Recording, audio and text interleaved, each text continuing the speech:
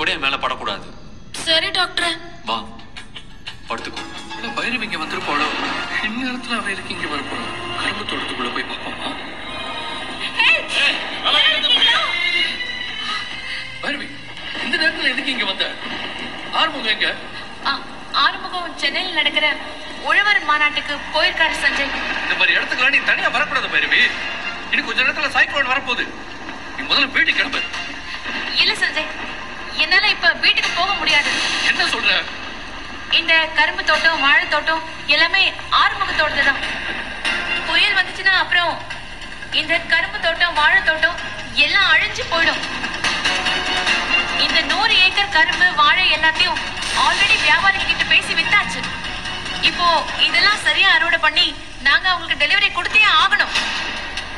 புயலுக்கு முன்னாடி இந்த கரும்பையும் வாழையும் அறுவடை பண்ணலனா அதுக்கப்புறம் இந்த புயல்ல மொத்த கரும்பும் வாழையும் அப்படியே நாசமா போயிடும்.